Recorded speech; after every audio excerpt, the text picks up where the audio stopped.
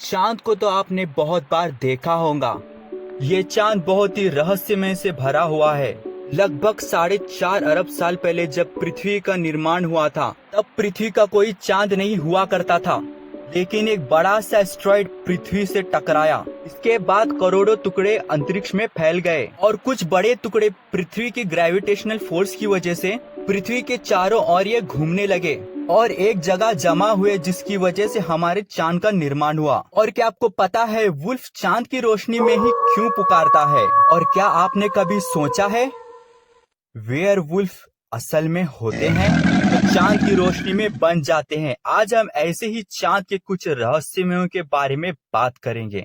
ये दुनिया बहुत तरह से घिरी हुई है। यहाँ पर इतने सारे रहस्यमय है कि हम कुछ इमेजिन भी नहीं कर सकते। ये हमारे सोच से भी परे है। पता नहीं क्या चलता होगा।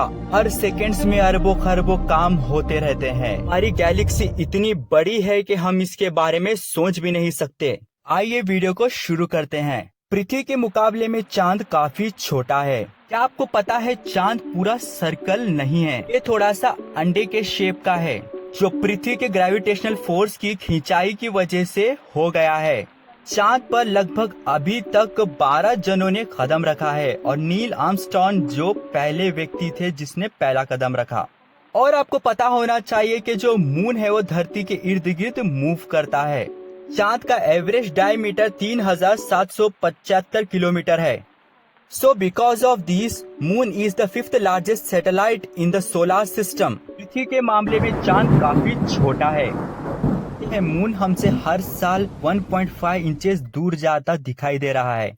4.5 बिलियन ईयर पहले चांद जो है 22,000 किलोमीटर दूर था, लेकिन अब के पीरियड में 3,84,400 किलोमीटर दूर जा चुका है। आने वाले टाइम में और ये इतना दूर जा सकता है कि हम इसे सोच भी नहीं सकते। हमें ये सिर्फ एक सितारे की तरह दिखाई देगा। और क्या आपको पता है मून का जो टेम्परेचर है रात में -73 डिग्री होता है और दिन में जब सूरज की किरण पड़ती है तब 127 डिग्री तक पहुंच जाता है, जो काफी ज्यादा होता है। आपने ये आवाज तो सुनी होगी।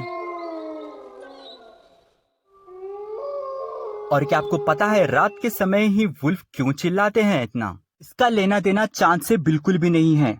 रात के समय में वुल्फ अपने दूसरे वुल्फ की झुंड से बात करते हैं, इसलिए ये इतना चिल्लाते हैं।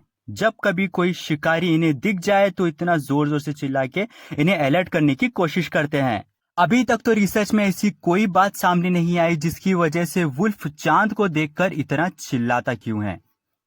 आपने कई बार देखा होगा कि जो धरती का स्काई है वो ब्लू कलर का होता है, लेकिन चांद का ऐसा कोई कलर नहीं होता, क्योंकि मून का कोई एटमॉस्फेयर ही नहीं है, जिसकी वजह से मून का जो स्काई है वो ब्लैक नजर आता है, जो सुनने में काफी दिलचस्प है। और आपने वियरवुल्फ का नाम तो सुना ही होगा, जो बहुत खतरनाक होते हैं। साइंटिफिक या रियलिटी की बात की जाए तो रियल वुल्फ असल में होते ही नहीं हैं। ये बस मूवीज कार्टून में दिखाए जाते हैं। हाँ, बट कुछ लोग दावा करते हैं कि वियरवुल्फ असल में होते हैं। तो गाइस, आपको क्या लगता है? कमेंट कर कर बता दीजिए। हम इमेजिनेशन भी नहीं कर सकते कि एक इंसान वियरवुल्फ में कैसे कन्वर्ट हो सकता है। आपको मून में इतने सारे दाग धब्बे दिखते होंगे, होल वगैरह। और क्या आपको पता है इतने सारे होल इसमें आए कहाँ से होंगे?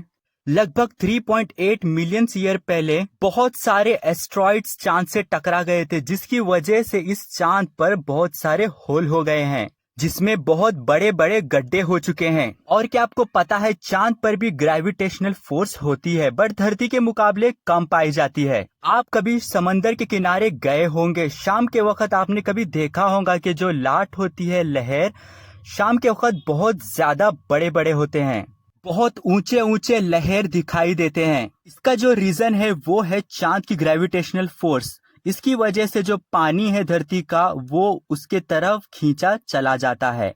क्योंकि चांद की ग्रेविटेशनल फोर्स बहुत कम है, इसकी वजह से ये कोई ठोस चीज अपनी तरफ नहीं खींच सकता है। तो फ्रेंड, ये तो थी मेरी वीडियो। अगर आपको वीडियो अच्छी लगी तो please like and subscribe. Thank you so much.